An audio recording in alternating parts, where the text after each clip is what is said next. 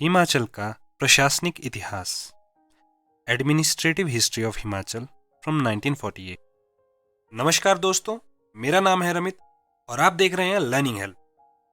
आज हम नजर डालेंगे हिमाचल के इतिहास पर, जो 1948 के बाद हिमाचल की जो जर्नी है और किस तरह हिमाचल का एरिया 27,018 स्क्वायर किलोमीटर से 55,673 स्क्वायर किलोमीटर हुआ, जो हमारे प्रदेश का प्रेजेंट एरिया है। इस टॉपिक को हम कंप्लीटली हिंदी में डिस्कस करेंगे। So guys, let's start with the topic. 15 अप्रैल 1948 को छोटी छोटी रियासतों को मिलाकर हिमाचल प्रदेश का निर्माण हुआ था। इसके पूर्व 18 मार्च 1948 को इस क्षेत्र के विषय में वल्लभ भाई पटेल ने लिखा था, अपने अंतिम रूप में जबकि इस क्षेत्र के संसाधनों का पर्याप्त विकास हो जाएगा और प्रशासन परिपक्व हो जाएगा, तो यहाँ का संविधान किसी भी अन्य राज्य के समान करने का विचार है। इसका अंतिम लक्ष्य है कि इस राज्य को एक स्वतंत्र राज्य के रूप में विकसित होने का अवसर दिया जाए। हिमाचल गठन के समय केंद्र सरकार ने एनसी मेहता को प्रदेश का प्रथम चीफ कमिश्नर तथा ईपी पेंडरलमून, जो कि अंग्रेजी अधिकारी थे, उनको प्रथम डिप्टी कमिश्नर के रूप में नियुक्त कर हिमाचल प्रदेश भेजा। उस समय राज्य का क्षेत्रफल 27,018 वर्ग किलोमीटर था। इससे पूर्व भाखड़ा बांध के निर्माण के कारण बिलासपुर को एक पृथक इकाई के रूप में रखा गया था, परंतु इसका प्रशासन बिलासपुर के राजा अनंत चंद को चीफ कमिश्नर बनाकर उसी के हाथ में रखा गया था। शेष हिमाचल प्रदेश की जनसंख्या 9,35,000 थी। चीफ कमिश्नर ने छोटी बड़ी रियासतों को मिलाकर प्रदेश को 4 जिलों में बांट दिया था। प्रत्येक जिले को एक डिप्टी कमिश्नर के अधीन रखा गया और सारे प्रांत में तहसीलों तथा उप तहसीलों की संख्या 26 थी। चीफ कमिश्नर के परामर्श के लिए 1948 में एक सलाहकार परिषद का गठन किया गया। इस परामर्शदात्री काउंसिल में ऐसे स्थानीय प्रतिभावान लोगों को रखा गया जो प्रशासक को वैधानिक और व्यवस्था संबंधी कामों में परामर्श दे सकते थे। यह परामर्शदात्री संस्था विधानसभा की छाया मात्र थी। इस सलाहकार परिषद में 6 सदस्य जनता के प्रतिनिधि थे, जिनके नाम थे लीलावती, डॉक्टर यशवंत सिंह परमार, अवतार चंद मेहता, स्वामी पूर्णानंद, श्री पद्मदेव तथा लाला शिवचरण। इनके अतिरिक्त 3 सदस्य राजा बघाट, दुर्गा सिंह राजा मंडी, जोगिंद्र सेन और राजा चंबा लक्षण सिंह थे। परंतु यह परिषद अपने अधिकारों से संतुष्ट नहीं थी। इनके पास राजनीतिक अधिकार नहीं थे, अतः नेताओं ने पूरे उत्तरदायित्व की मांग जारी कर दी।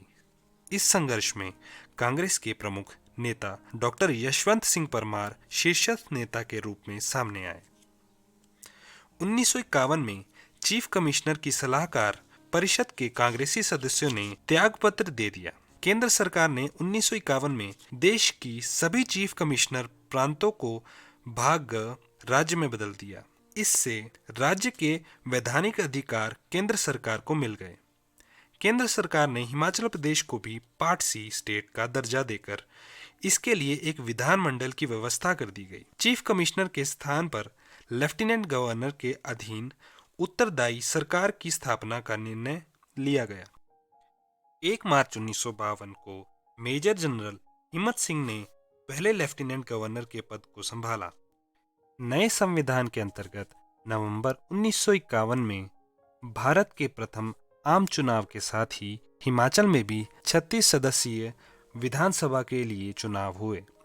इस चुनाव में कांग्रेस को 24 स्थान, एससीएफ को 1 स्थान और केएमपीपी कामगार मजदूर पीपल्स पार्टी को 3 स्थान तथा 8 स्थान निर्दलीय उम्मीदवारों को प्राप्त हुए। उपराज्यपाल मेजर जनरल हिम्मत सिंह ने 24 मार्च 1952 को डॉक्टर यशवंत सिंह परमार को प्रदेश के पहले मुख्यमंत्री के रूप में शपथ दिलाई। पद्मदेव तथा गौरी प्रसाद 2 अन्य मंत्री बनाए गए। पंडित जयवंत राम विधानसभा के स्पीकर बनाए गए। इस प्रकार प्रदेश में प्रथम लोकप्रिय सरकार का गठन हुआ। स्वतंत्र भारत के नए संविधान के अनुसार 1952 के प्रथम चुनाव में कल्पा, जिला किन्नौर निवासी राम शरण दास नेगी पूरे भारत में प्रथम मतदाता बने, जिन्होंने सर्वप्रथम अपने मत का प्रयोग किया। यद्यपि संपूर्ण भारत में चुनाव फरवरी 1952 में हुए थे, लेकिन किन्नौर क्षेत्र में बर्फबारी के मौसम से पहले अक्टूबर 1951 में ही मतदान हो गया था। उस समय विधानसभा और मंत्रिमंडल के अधिकार सीमित थे। उपराज्यपाल मंत्रिमंडल की बैठक की अध्यक्षता करता था। वह राष्ट्रपति के नियंत्रण में होता था। आर्थिक रूप से पार्ट सी प्रांत भारत सरकार पर निर्भर होते थे। इन राज्यों में पंजी मूलक और व्यय का लेन देन, ऋण और प्रेषक केंद्रीय बजट में समाविष्ट किया जाता था। इससे पूर्व सन 1950 में जिला महासू का पुनर्गठन किया गया था। कोटखाई के क्षेत्र को खनेटी और दरकोटी रियासतों के क्षेत्र को मिलाकर एक उप तहसील बनाई गई। कुमारसेन तथा बलसन के क्षेत्र भी इसमें मिलाए गए। कोटगढ़ का कुछ भाग कुमारसेन उप तहसील में मिलाया गया। पेप्सू का कुछ क्षेत्र कसुमटी तथा नालागढ़ के 7 गांव सोलन तहसील में मिलाए गए। बदले में कसुमटी तहसील के 7 गांव संजौली, भराड़ी, बाखना, रामपुर, काटो, भरी, कसुमटी पंजाब को दे दिए गए। बिलासपुर का हिमाचल में विलय। सन 1948 को बिलासपुर को चीफ कमिश्नर अधीनस्थ प्रांत बनाया गया। राजा आनंद चंद को 12 अक्टूबर 1948 को इस प्रांत का चीफ कमिश्नर बनाया गया और पंजाब सरकार के पीसीएस अधिकारी श्रीचंद छावड़ा को डिप्टी कमिश्नर नियुक्त किया। बाद में आनंद चंद को हटाकर श्रीचंद छावड़ा को चीफ कमिश्नर बनाया गया। बिलासपुर के नेता बिलासपुर को हिमाचल प्रदेश में विलय करने के पक्ष में थे। इस संदर्भ में श्री संत राम के नेतृत्व में बिलासपुर का एक शिष्टमंडल भारत के प्रधानमंत्री श्री जवाहरलाल नेहरू से मिला। प्रधानमंत्री ने हिमाचल प्रदेश में विलय का आश्वासन दिया। अतः 1 जुलाई 1954 को बिलासपुर का विलय हिमाचल प्रदेश में हो गया। इसे प्रदेश का 5वां जिला बनाया गया और इसे बिलासपुर सदर तथा घुमारवी 2 तहसीलों में विभक्त किया गया। अब प्रदेश का क्षेत्रफल बढ़कर 28,241 वर्ग किलोमीटर हो गया और प्रदेश में विधानसभा सदस्यों की संख्या बढ़ाकर 41 कर दी गई। हिमाचल विधानसभा 15 अप्रैल 1948 को हिमालय की तलहटी में स्थित 30 राजाओं की रियासतों का विलय करके एक नए राज्य का जन्म हुआ। नामकरण किया गया हिमाचल प्रदेश। 1951 में सर्वप्रथम पार्ट सी राज्य के रूप में लेफ्टिनेंट गवर्नर के अधीन 36 सदस्यों की हिमाचल विधानसभा स्थापित हुई। वर्ष 1954 में एक महत्वपूर्ण निर्णय के अधीन केंद्र सरकार ने तत्कालीन बिलासपुर राज्य, जो कि स्वयं पार्ट सी राज्य था, को हिमाचल प्रदेश में विलय करके हिमाचल प्रदेश के क्षेत्रफल को जहां बढ़ा दिया, वहीं सदन में सदस्यों की संख्या 41 कर दी गई, जिसमें 5 सदस्य बिलासपुर राज्य से आए। वर्ष 1956 में राज्यों का जब पुनर्गठन हुआ तो उस समय राज्य पुनर्गठन आयोग ने यह सिफारिश कर दी कि हिमाचल प्रदेश के अस्तित्व को ही समाप्त कर दिया जाए और इसे पंजाब के साथ मिला दिया जाए। तत्कालीन मुख्यमंत्री डॉक्टर यशवंत सिंह परमार तथा राज्य के तत्कालीन सांसद तथा राजनीतिज्ञों के भरसक प्रयासों के परिणाम स्वरूप हिमाचल प्रदेश का विलय, जो पंजाब के साथ केंद्र सरकार ने नहीं किया, लेकिन यहाँ की विधानसभा को समाप्त कर दिया गया। पार्ट सी राज्यों के दर्जे से हटाकर संघीय क्षेत्र अर्थात यूनियन टेरिटरी बना दिया गया। लेफ्टिनेंट गवर्नर इस क्षेत्रीय संघ के सबसे बड़े अधिकारी बना दिए गए।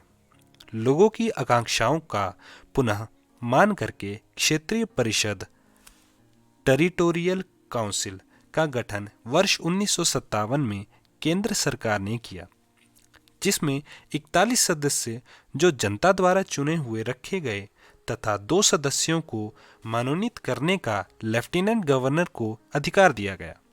इस प्रकार क्षेत्रीय परिषद के कुल सदस्यों की संख्या 43 हो गई। प्रदेश के नेतागण तथा जनता केंद्र सरकार के उपरोक्त निर्णय से संतुष्ट नहीं थी। वह लगातार प्रयास करते रहे कि यहाँ पर पुनः विधानसभा का गठन हो जाए। पक्ष और विपक्ष सभी ने अथक प्रयास किए, केंद्र सरकार पर दबाव डाला। केंद्र सरकार ने जनता की भावनाओं का आदर करते हुए निर्णय लिया तथा प्रथम जुलाई 1963 से पुनः विधानसभा क्षेत्रीय परिषद को भंग करके बना दी गई, लेकिन प्रदेश का दर्जा संघीय क्षेत्र ही लेफ्टिनेंट गवर्नर के अधीन रहा। जनता ने यद्यपि प्रसन्नता व्यक्त की, विधानसभा स्थापित करने का स्वप्न तो पूरा हुआ, लेकिन प्रदेश का दर्जा संघीय क्षेत्र का ही रहा।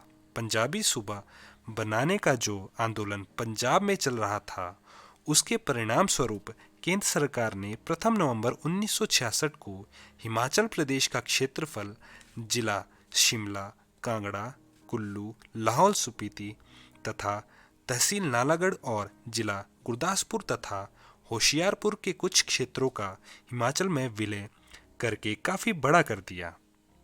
विधानसभा की सदस्यता 56 कर दी गई। 54 चुने हुए तथा 2 मनोनीत सदस्य रखे गए। मार्च 1967 में जब चुनाव हुए तो सदन में सदस्यों की संख्या केंद्र सरकार ने पंजाब पुनर्गठन अधिनियम 1966 के अंतर्गत बढ़ाकर 63 कर दी, जिसमें 60 सदस्य चुनाव द्वारा तथा 3 सदस्य मनोनीत करने का प्रावधान था। हिमाचल का क्षेत्रफल इस विलय के पश्चात 55,673 स्क्वायर किलोमीटर हो गया, जो कि पंजाब, हरियाणा, केरल, नागालैंड से ज्यादा था।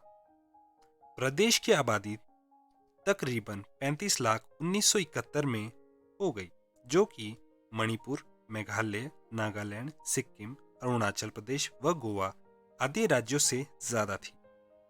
राज्य में पंजाब के क्षेत्रों के विलय के पश्चात वहां की जनता ने यह बात केंद्र सरकार के समक्ष रखी कि पहले तो वह पूर्ण राज्य के नागरिक थे और अब उनको संघीय क्षेत्र के अंतर्गत दूसरी श्रेणी का नागरिक बना दिया गया है, जो कि उनके साथ अन्याय है।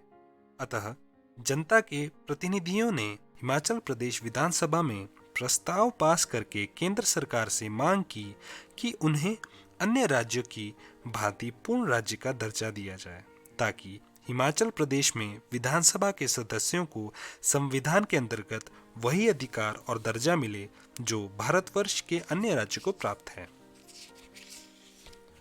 पूर्ण राज्य की प्राप्ति के लिए समिति का गठन किया गया, जिसमें पक्ष विपक्ष विभिन्न दलों के राजनीतिज्ञों के साथ लिया गया और सबके अथक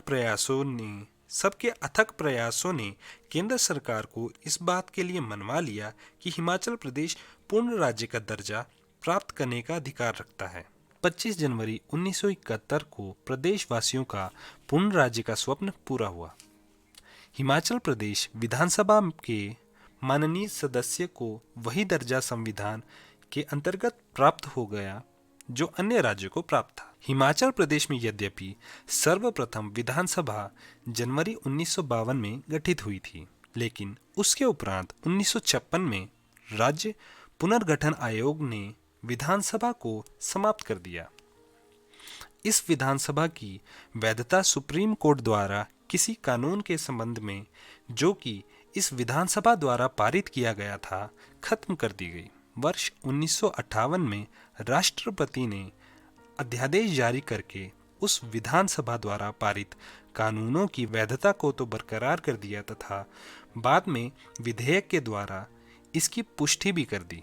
चूंकि विधानसभा भंग कर दी गई तथा क्षेत्रीय परिषद का गठन हो गया, अतः उस विधानसभा को लगातार विधानसभा से नहीं जोड़ा जा सकता। प्रथम विधानसभा अभी हम 1 जुलाई 1963 से ही मानते हैं, जिसका कार्यकाल 1967 तक रहा।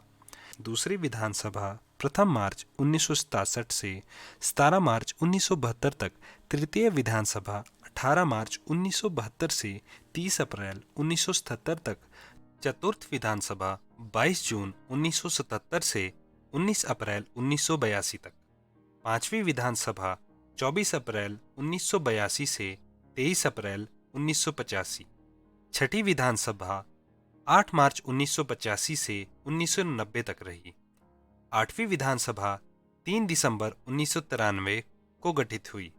नववीं विधानसभा मार्च 1998 में और 10वीं विधानसभा 3 मार्च 2003 को गठित की गई। प्रदेश में 2 बार राष्ट्रपति शासन वर्ष 1977 में तथा 16 दिसंबर 1992 से दिसंबर 1993 तक रहा। 11वीं विधानसभा 2007 तथा 12वीं विधानसभा का गठन 25 दिसंबर 2012 को गठित की गई। आई होप ये वीडियो आपको पसंद आया होगा। अगर आप चाहते हैं कि मैं आपके लिए ऐसे वीडियोस लेकर आता रहूं, और अगर आप चाहते हो कि मैं इस सीरीज में और वीडियोस बनाता रहूं, तो प्लीज कमेंट बॉक्स में अपने व्यूज, क्वेश्चन एंड सजेशन जरूर लिखें। And most importantly like, subscribe and share जरूर करें। Till then take care. जय हिंद।